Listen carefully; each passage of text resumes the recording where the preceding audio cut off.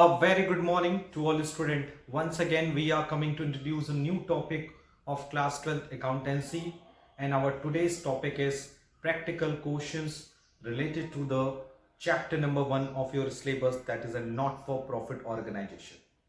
As you know very well, it is the first chapter and the marks gaining chapter for your class 12 accountancy board examination, and you know very well your RT3 will be RT3 uh, will be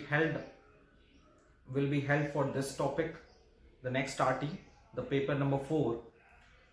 If we are talking about the sequence of your revision test 3, the paper 1 of the revision test 3 is a financial statement analysis, which are related to the first 3 chapter of part B, and the second paper of the RT3 जो हो चुका है, which are related to the accounting ratio, and the paper 3 which are related to the cash flow statement. So now अब आपका जो upcoming revision test paper 4 आने वाला है, paper 4 of the RT3, that is an accounting for not for profit organization. So इसी को ध्यान में रखते हुए let's we move to the some important board questions which are related to the chapter 1 of your class 12 accountancy. So before introducing the questions from your syllabus and all the questions जो हम लोग आने वाले videos में इस topic से discuss करेंगे, वो सारे के सारे क्वेश्चंस बोर्ड एग्जामिनेशन में आ चुके हैं, लेकिन उससे पहले हम कुछ इंपॉर्टेंट पॉइंट्स इस चैप्टर से रिलेटेड जान लेते हैं. वो इंपॉर्टेंट पॉइंट ये है बेसिकली कि जो ये हमारा फर्स्ट चैप्टर है, दैट इज एन एनपीओ, इस पूरे चैप्टर से अप्रोक्सीमेट 10 to 12 मार्क्स का आपका बोर्ड एग्जामिनेशन में आता है. इट मींस जो इस चैप्टर का वेटेज ऑफ मार्क्स है, वेटेज है इस चैप्टर का, वो है लगभग 12 मार्क्स. और अगर हम इस चैप्टर के टाइप्स ऑफ द क्वेश्चंस की बात करें, यानी किस टाइप के क्वेश्चंस उसमें आ सकते हैं, तो उसमें बेसिकली जो है, जो 2 क्वेश्चंस हैं वो 1 मार्क्स के आएंगे, और 1 क्वेश्चन जो है वो 4 मार्क्स में आ सकता है. आता ही है पेपर पैटर्न अगर आप देख लो तो. और एक क्वेश्चन जो है वो लगभग 6 मार्क्स में आते हैं. सो इस चैप्टर को ट्रैक आउट करने से पहले, इस चैप्टर के बोर्ड एग्जामिनेशन क्वेश्चंस को डिस्कस करने से पहले, हम इस पेपर के, इस चैप्टर का पेपर में क्या कंट्रीब्यूशन है, इसको चेक करना बहुत जरूरी है. सो क्या समझ में आया हमको कि ये जो चैप्टर है उसका जो वेटेज ऑफ मार्क्स है बोर्ड एग्जामिनेशन, यानी 80 मार्क्स का जो टोटल पेपर होगा रिटन का, उसमें ये चैप्टर जो है वो अपना 12 मार्क्स का कंट्रीब्यूशन करता है. तो यू कैन सी दैट ये पूरे सिलेबस का एक लौता ऐसा चैप्टर है जो आपके पूरे सिलेबस में 12 मार्क्स का कंट्रीब्यूशन करता है. नंबर 2, इसमें अगर हम टाइप्स ऑफ क्वेश्चंस की बात करें तो इसमें लगभग 2 क्वेश्चंस आते हैं 1 मार्क्स के, 1 क्वेश्चन आते हैं 4 मार्क्स के, और 1 क्वेश्चन आते हैं 6 मार्क्स के. और रही बात जो 2 क्वेश्चन 1 मार्क्स के होंगे, वो लगभग थ्योरेटिकल क्वेश्चन होंगे, कॉन्सेप्चुअल क्वेश्चंस होंगे. और जो 1 क्वेश्चन आएंगे 4 मार्क्स के, उसका भी क्वेश्चन का जो पैटर्न है वो फिक्स्ड है. और जो 1 क्वेश्चन 6 मार्क्स का आएगा, उसका भी पैटर्न लगभग फिक्स है, और वह मैंने ऑलरेडी आपको क्लास में बताया हुआ है, लेकिन इस वीडियो के थ्रू भी मैं आपको कुछ चीजें बताऊंगा. जैसे अभी हम लोग आज के इस वीडियो के शुरुआती सेशन में हम इस चैप्टर का जो 1 मार्क्स के जो क्वेश्चन आ सकते हैं, ठीक है, 1 मार्क्स के जो क्वेश्चन हैं, उस पर हम लोग कुछ डिस्कस कर लेते हैं, क्योंकि लगभग 2 क्वेश्चन इस टॉपिक के बोर्ड एग्जामिनेशन में आते हैं. तो वो कुछ क्वेश्चंस मैं आपको सामने रख रहा हूं. जैसे इसमें सबसे पहला क्वेश्चन है, दिल्ली 2018 में आया हुआ है बोर्ड एग्जामिनेशन में. 2018 में आया है question number 1, that is an what are the main source of income of NPO. Main source of income of NPO, यानी नॉट फॉर प्रॉफिट ऑर्गेनाइजेशन के इनकम का मेन सोर्स क्या है. थोड़ा सोचिए आप लोग. So you know very well, NPO means not for profit organisation, एक ऐसा ऑर्गेनाइजेशन जिसका एम प्रॉफिट कमाना नहीं होता है. The aim of such type of organisation is service motive. It means अपने मेंबर्स को, अपने सब्सक्राइबर को, अपने चाहे वो लाइफ मेंबर हो चाहे वो एनुअल मेंबर हो, उन सबको सर्विस प्रोवाइड करना. तो इनका जो मेन सोर्स ऑफ इनकम होता है वो होता है सब्सक्रिप्शन. ये सब्सक्रिप्शन के थ्रू क्या करते हैं, अपना जो बिजनेस है, जो अपना जो नॉट फॉर प्रॉफिट ऑर्गेनाइजेशन है उसको रन कराते हैं. ये क्वेश्चन 2008 में आ चुका है. So subscription is a very important income, main source of the income of the NPO, as well as the donation. You know very well, donation पे चलते हैं एनपीओ, एंट्रेंस फीस पे चलते हैं. जो इनको एंट्रेंस फीस मिलती है ये इस ऑर्गेनाइजेशन के मेन सोर्स ऑफ इनकम होते हैं. नेक्स्ट आया है आपका यही एक क्वेश्चन 2010 में.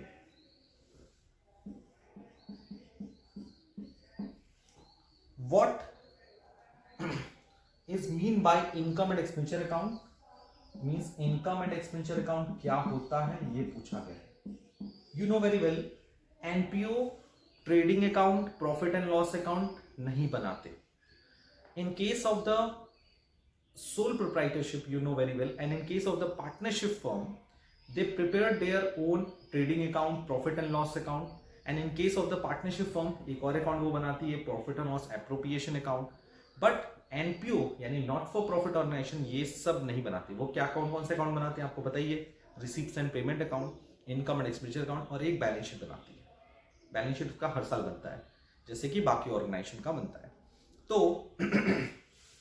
इनकम एंड एक्सपेंडिचर अकाउंट जो होता है वो जनरली जो होता है किस रूल पे बेस्ड होता है या किस अकाउंट की तरह होता है, similar to the profit and loss account. Similar to the profit and loss account. So अगर आप बताना चाहो तो अब रिलेट करके बता सकते हो कि income and expenditure account is a account of the NPO in which we record the income and expenses of the not-for-profit organization during the year. So what is income and expenditure account? Income and expenditure account is an account which record the income and expenditure of the NPO during the accounting year.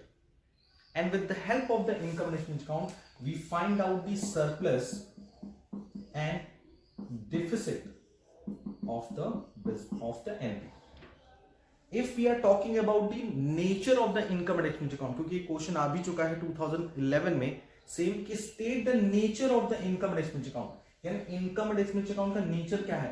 So it is a nominal in nature. किस nature का होता है ये, nominal nature का होता है. Okay, so you can see that किस तरह के क्वेश्चंस 1 मार्क्स में आपसे पूछे जा सकते हैं. उसी तरह से एक क्वेश्चन और आया है 2009 में, बहुत ही कॉन्सेप्चुअल क्वेश्चन है.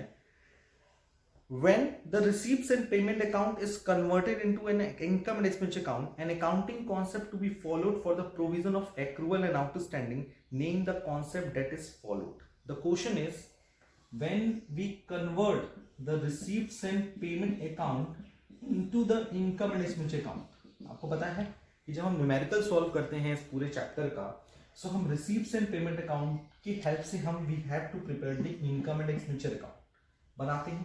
तो रिसीप्ट्स एंड पेमेंट अकाउंट से जब हम इनकम एंड एक्सपेंडिचर अकाउंट बनाते हैं तो कौन सा कॉन्सेप्ट फॉलो करते हैं, आपको पता है कौन सा कॉन्सेप्ट, क्योंकि इनकम एंड एक्सपेंडिचर अकाउंट किस नेचर का होता है, नॉमिनल नेचर का होता है. That's why if we are talking about the concept which are followed by which we prepare the income and expenditure account by the help of receipts and payment account, that is an matching concept. ये सब चीजें आपको बताई जा चुकी हैं, क्योंकि matching concept says that कि there should be a match between the income and expense of the particular not for profit organisation. उसी तरह से ऑलरेडी आपके लास्ट ईयर एग्जामिनेशन की अगर हम बात करें तो उसमें एक बहुत ही पॉपुलर क्वेश्चन आया था लास्ट ईयर, कुछ साल पहले 2015 में एक क्वेश्चन आया था related to the NPO. That is जो सबसे इजी क्वेश्चन था, name the type of organisation, name the type of organisation which follows this service. The follow the aim of service. आपको एक ऐसे ऑर्गेनाइजेशन का नाम बताना था जो फॉलो करता है किस तरह का एम, सर्विस का एम फॉलो करता है। सो सिंपल सा केस है, the right answer is NPO. ये कुछ इजी टाइप के क्वेश्चन होते हैं जो आपको एग्जामिनेशन में कंफ्यूज करते हैं कि अरे हमने ऐसा कौन सा ऑर्गेनाइजेशन पढ़ लिया जिसका एम सर्विस होता है। सर्विस तो कंपनी भी प्रोवाइड करती है, सर्विस तो सोल प्रोवाइडर भी प्रोवाइड करता है, सर्विसेज तो पार्टनरशिप भी प्रोवाइड करती है, लेकिन एनपीओ का जो एम होता है, बेसिक एम या प्राइमरी एम जो होता है वो क्या होता है, सर्विस प्रोवाइड करना होता है। ठीक है, तो ये कुछ छोटे मोटे क्वेश्चंस हैं जो 1 मार्क्स में आपसे एग्जामिनेशन में पूछे जा सकते हैं। Apart from this, not for profit organisation and profit organisation के बीच में डिफरेंसेस आपसे एग्जामिनेशन में पूछे जा सकते हैं। एंड एज वेल एज एक टर्म आता है 2013 में आया था, एक टर्म था, क्वेश्चन नंबर 5 की तरह इसको ट्रीट करते हैं, दैट इज कि excess of expenditure over income. ये जो टर्म है ये किसको एक्सप्लेन कर रहा है, मतलब ये जो टर्म है पहले तो इसका रिलेशन किस अकाउंट से है या किस स्टेटमेंट से है एनपीओ के, excess of expenditure over income. And number 2, इसका मतलब क्या होता है। तो सिंपल सा क्लियर है, excess of expenditure over income, तो नाम से क्लियर है इनकम एंड एक्सपेंडिचर की बात हो रही है, तो ये किस अकाउंट में रिकॉर्ड होगा, it will be record in income and expenditure account. As well as अगर हम लोग बात करें कि एक्सेस ऑफ एक्सपेंडिचर, अगर एक्सपेंडिचर ज्यादा होता है इनकम के कंपैरिजन में तो इट इज कॉल्ड डिफिसिट, जिसे हम लोग लॉस कहते हैं।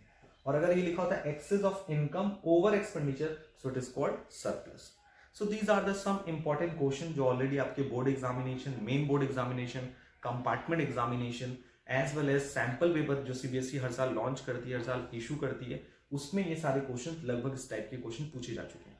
But now the standard of the 1 mark question will be increased because you know very well day to day आपका जो पेपर पैटर्न है वो बदलता जा रहा है। उसी कंपैरिजन की अगर हम लोग बात करें तो आपका जो एनपीओ जो चैप्टर है इससे रिलेटेड जो 1 मार्क्स के क्वेश्चन है वो उनका भी स्टैंडर्ड काफी बढ़ता जा रहा है। तो ऐसा आपको नहीं सोचना है कि आपका इसी तरह के स्टैंडर्ड्स के क्वेश्चन आएंगे, आपको अपने स्टैंडर्ड्स को क्या करना पड़ेगा, बढ़ाना पड़ेगा। So let's we move to the another type of the question which having 3 to 4 marks in the board examination, but most probably cases ये रहते हैं कि एग्जामिनेशन में 3 मार्क्स के क्वेश्चन पूछे जाते हैं, सॉरी 4 मार्क्स के क्वेश्चन पूछे जाते हैं। सो अगर हम 4 मार्क्स के क्वेश्चंस की बात करें in the board examination, so 4 marks questions की अगर हम लोग बात करें तो in the board examinations 4 marks के क्वेश्चन जो होते हैं वो डिफरेंट टाइप से पूछे जा सकते हैं, जिसमें सबसे पहला पॉपुलर टाइप होता है वो होता है आपका सब्सक्रिप्शन से related questions which are related to subscription. As you know very well subscription के लिए एक प्रॉपर चार्ट फॉलो होता था and we calculate the amount credited of surplus in the income and expenditure account, ये question आता है। दूसरा आपका accounting treatment of specific fund, you know very well NPO जो होती है वो कई तरह के स्पेसिफिक फंड मेंटेन करती है, like a tournament fund, like a prize fund, like a charity fund. तो उस फंड को हम कैसे फाइनेंशियल स्टेटमेंट ऑफ एनपीओ में शो कराएंगे, उस तरह के क्वेश्चन जो होते हैं वो जनरली 4 मार्क्स के क्वेश्चन में पूछे जाते हैं। सो ये 2 टाइप के क्वेश्चन पे अगर आपने टारगेट कर लिया तो आपके 4 मार्क्स आपके जेब में, क्योंकि ये इंटरनल चॉइस में आता है, ये भी मैं बता दूं, ये इंटरनल चॉइस में आता है, मींस या तो सब्सक्रिप्शन से रिलेटेड क्वेश्चन बोर्ड एग्जामिनेशन में आएगा और स्पेसिफिक फंड में आता है, और मोस्ट ऑफ द केसेस में दोनों क्वेश्चन आते हैं और आपके पास ऑप्शन होता है कि आप सब्सक्रिप्शन का क्वेश्चन करिए या स्पेसिफिक फंड का क्वेश्चन करिए। सो चलते हैं कुछ बोर्ड एग्जामिनेशन के क्वेश्चन इस पर डिस्कस करते हैं। बोर्ड एग्जामिनेशन की अगर क्वेश्चन की अगर हम लोग बात करें related to subscription, so very easy question which are asked by the CBSE examination in the year 2010 year 2010 में आया था ये question is from the following information calculate the amount of subscription outstanding for the year 2008-9, आपको calculate करना था, calculate amount of subscription outstanding for the year ended 2008 and 2009। और simple से इसमें इंफॉर्मेशन दिया हुआ था कि क्लब में there are 250 members and each paying an annual fee of ₹1000 each. So इसमें पहली इंफॉर्मेशन दिया था 250 मेंबर हैं और ईच मेंबर जो है वो 1000 रुपीज पे कर।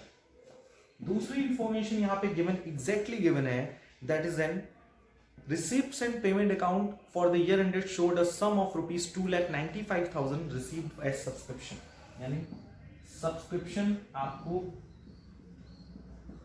रिसीव्ड हुआ ड्यूरिंग द ईयर, और ये कहां दिख रहा है, रिसीप्ट्स एंड पेमेंट अकाउंट। कितना अमाउंट है, ₹2,95,000। Third information related to this question is outstanding on 31st March 2018, subscription outstanding on 31st March 2008, sorry for that, 2008 is 60,000। उसी तरह से सिमिलरली इंफॉर्मेशन गिवन है, subscription received in advance on 31st March 2009, ये given है 50,000।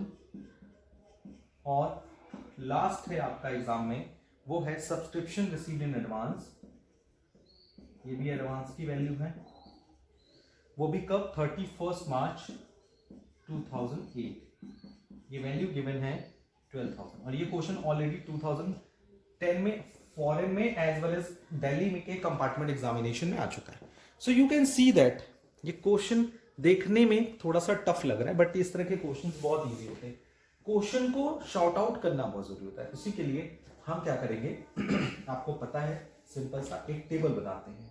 Table क्या होता है, सबसे पहले लिखते हैं amount received during the year, जितना पैसा मिला वो लिखते हैं, फिर उसमें ऐड करते हैं आउटस्टैंडिंग एट एंड, लेस करते हैं आउटस्टैंडिंग एट बिगनिंग। यानी ये सब्सक्रिप्शन की बात हो रही है, amount received of subscription during the year, subscription outstanding at end at, subscription outstanding at beginning less, at advance, subscription advance at beginning and less subscription advance at and.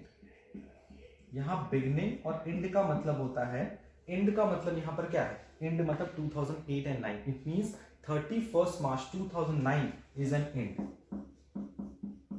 इस question के लिए। Most of the student इस चीज को लेकर confuse है, और जो बिगनिंग होगी वो बेसिकली क्या होगी, 2009 की बिगनिंग कब होगी, उसकी बिगनिंग होगी 1 अप्रैल 2008 या फिर 31st March 2008, दोनों में से कुछ भी आप ले सकते हैं। और यहां ऐड और लेस करने के बाद आपको पता चल जाता है कि कितना amount income and expenditure account में आपको क्रेडिट करना है।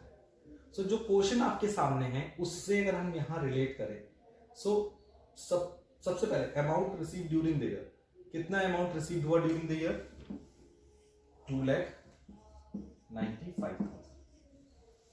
उसके बाद आउटस्टैंडिंग एट एंड, यही तो क्वेश्चन में बोला है कि calculate the amount of subscription outstanding for the year ended 2008 and 9, यही तो आपको फाइंड आउट करना है। आउटस्टैंडिंग एट बिगनिंग, बिगनिंग कितना है, बिगनिंग में आउटस्टैंडिंग यानी 2008 का बिगनिंग कितना है, दैट इज एन 60,000,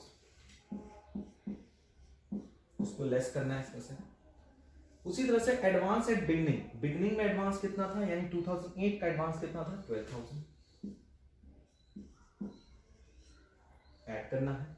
और एंड का एडवांस कितना है, एडवांस एंड का कितना है, 50,000। ओके, आपको डिडक्ट करना है। ये एडवांस एट एंड हो गया। Is that clear? अब आप इसको सॉल्व करेंगे। जब आप इसको सॉल्व करेंगे तो आपका यह था amount credited to income and expenditure account. But question में आपसे पूछा क्या है, आउटस्टैंडिंग एट एंड बताइए, तो ये तो गिवन होगा amount credited to income and expenditure account. कितना अमाउंट आप क्रेडिट करते हैं इनकम एंड एक्सपेंडिचर अकाउंट में? जितने मेंबर हैं 250 मेंबर, और एक मेंबर आपको कितना दे रहा है 1000। सो कितना अमाउंट आपका क्रेडिट होता है इनकम एंड एक्सपेंडिचर में? 2,50,000। अब आपको सारी वैल्यू पता है बट एक वैल्यू नहीं पता है, आप उसको फाइंड आउट कर लो। आप पहले इसको सॉल्व कर लो। 1650 110, 2,95,000 में 12,000 ऐड करो तो ये आ जाएगा आपका 3,07,000, और उसमें से 1,10,000 डिडक्ट कर दो तो ये आ जाएगा आपका 10, 9, 1,97,000। बट इनकम एक्सपेंडिचर अकाउंट में कितना आ रहा है 2,50,000, तो 2,50,000 और 1,97,000 के बीच का डिफरेंस फाइंड आउट करेंगे तो ये आएगा आपका 3, 4 and cancel. The outstanding at end will be of 53,000. And I hope मेरा आंसर सही हो। This one 53,000. Yes, my answer is correct. So this is a solution of the calculation of the subscription. इसमें कुछ भी पूछा जा सकता है, ये मैंने आपको ऑलरेडी बताया। अगर हम इसके बैलेंस शीट की पोजीशन की बात करें तो we can say that जब इसी को बैलेंस शीट में शो करेंगे तो जब हम बैलेंस शीट बनाएंगे एट बिगनिंग, बैलेंस शीट कब 31 मार्च 2008 की, तो उसमें हम लोग क्या करेंगे, you know very well beginning में कौन कौन सा बैलेंस है, ये और तो बिगनिंग का जो आउटस्टैंडिंग होगा एसेट्स माना जाता है कितना 60,000, और एडवांस क्या माना जाता है लायबिलिटी, अमाउंट इज 12,000। उसी तरह से जब हम बैलेंस शीट बनाएंगे एज एट 31 मार्च 2009 को, आइटम सेम रहेंगे but values will be different. जैसे कि आउटस्टैंडिंग सब्सक्रिप्शन 60,000 था बट आउटस्टैंडिंग एंड आपने कितना फाइंड आउट किया 53,000, और एडवांस एट एंड कितना है 50,000।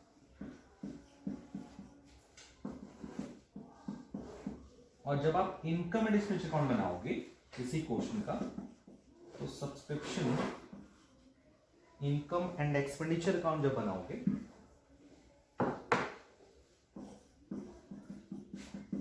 किसी क्वेश्चन का, तो सब्सक्रिप्शन कितना शो करोगे by subscription, that is at 2,50,000। ये कुछ क्वेश्चंस हैं जो अपने दिमाग में अच्छे से रख लो। इसी तरह के क्वेश्चंस आपके बोर्ड एग्जामिनेशन में आते हैं। आइए एक और क्वेश्चन डिस्कस करते हैं इसी टॉपिक का। And the question which are related to the subscription, जो ऑलरेडी आपके बोर्ड एग्जामिनेशन में आ चुका है, वो questions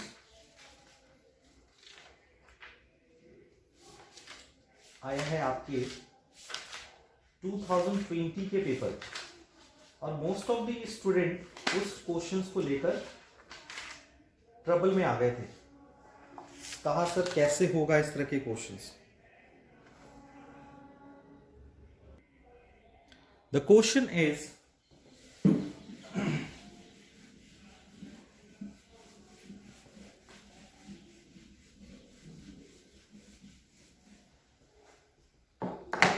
calculate the amount of subscription to be credited to income and expenditure account. आपको फाइंड आउट करना है amount of subscription credited to income and expenditure account. And ये क्वेश्चन आपका ऑलरेडी आ चुका है। कब ये आया है 2020 के सैंपल पेपर जिसे इशू किया है CBSE, ठीक है। तो ये क्वेश्चन आपके पास ऑलरेडी है। तो आपको फाइंड आउट करना है amount of subscription credited to income expenditure account and the information as you can see that on your PDF file. Amount received during the year including 20,000 for the 2018-19, 30,000 for the 2021 and 10,000 for the 2022 is 7,80,000.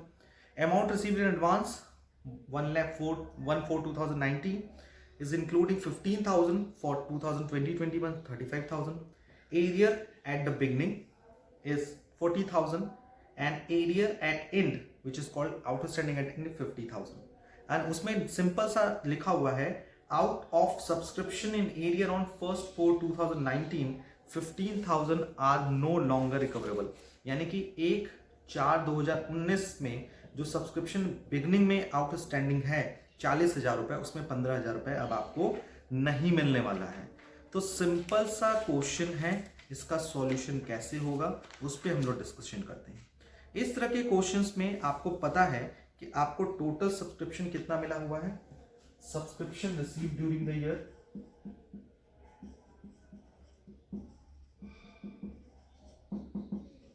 आपको मिला है is 7,85,000। कितना मिला है आपको? 7,80,000, ठीक। And after that you know very well कि आपका जो बिगनिंग है एरियर बिगनिंग का और आउटस्टैंडिंग एट एंड, इन सबको क्या करते हैं? आउटस्टैंडिंग एट एंड को ऐड करते हैं और आउटस्टैंडिंग एट बिगनिंग को क्या करते हैं? माइनस करते हैं।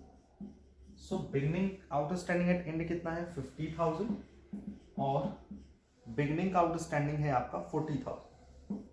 ये हो गया। Apart from this according to the question advance at beginning, आपको बिगनिंग में कितना एडवांस मिल चुका है? 35,000। एडवांस एट बिगनिंग 35,000 जिसे हम लोग क्या करते हैं? ऐड करते हैं। और एडवांस एट एंड, एंड में कितना एडवांस है? दैट इज एन 55,000, उसको क्या करते हैं? माइनस। ये पूरा फॉर्मेट हो गया आपका। एज वेल एज 15,000 जो है वो नॉट रिकवरेबल है, यानी अभी भी आपको नहीं मिलेगा। सो वो अभी भी आपके आउटस्टैंडिंग का पार्ट बना रहेगा। सो 7,80,000 में क्वेश्चन में क्लियरली ये लिखा हुआ था कि 15,000 जो है वो are no longer recoverable. It means जो 15,000 है वो अभी भी क्या रहेगा? Outstanding at end. It means 50,000 तो आउटस्टैंडिंग है ही और 15,000 अभी भी आपको नहीं मिलने वाला है। तो आउटस्टैंडिंग एंड को हम लोग क्या करते हैं? ऐड। अब इसको सॉल्व करोगे सो जो भी वैल्यू आएगी it will be known as amount credited to income and expenditure account. और ये क्वेश्चन मैंने रिवाइज भी करा है and the answer is of this question is 7,85,000।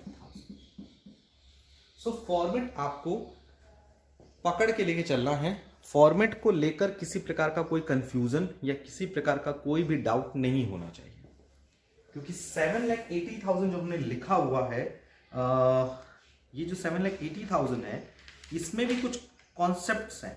जैसे कि इसमें लिखा है कि including 20,000 for 18-19, 30,000 for the 2021 and 10,000 for the 21-22। So advance जो है वो आपका सब मिलाकर लिखा गया है, ठीक है। यानी 30 एंड 10 जो है आपका 18-19 यानी प्रीवियस ईयर का, एंड 10 जो और भी पिछले साल का कॉन्सेप्ट से रिलेटेड रखा गया है। 7,80,000 मिला जिसमें 20,000 प्रीवियस ईयर का, 10,000 2021-22 next year, so total is 40,000 outstanding beginning का था, उसको माइनस कर दिया। उसी तरह से अगर हम लोग बात करें एडवांस की तो 15,000 आपका आउटस्टैंडिंग ये है 15,000। ये है आपका advance as on 1/4/2019, yes 15,000 for 2022। सो ये है पूरे क्वेश्चंस का सॉल्यूशंस। सो आज हम लोगों ने सब्सक्रिप्शंस के कई तरह के क्वेश्चंस, कई तरह के बोर्ड क्वेश्चंस को डिस्कस किया है। आने वाले वीडियोस में हम लोग फिर एनपीओ के कुछ और इम्पोर्टेंट क्वेश्चंस पे डिस्कशन करेंगे। ओके, सो आज के लिए इतना ही. Thank you, thanks a lot. And apart, if you have any doubt or suggestion regarding this video, please ask me in the online classes as well as in the offline classes. And I request to all the students, kindly focus on your offline classes, because offline classes में face to face interaction होता है and चीज़ें ज़्यादा समझ में आती है. So ज़्यादा से ज़्यादा स्टूडेंट्स स्कूल आए और जो भी हम लोग रिवाइज कर रहे हैं, जो भी रिवीजन टेस्ट चल रहा है, उसको day to day strategy wise sort out करें. Okay, so thank you, thanks a lot, and take care.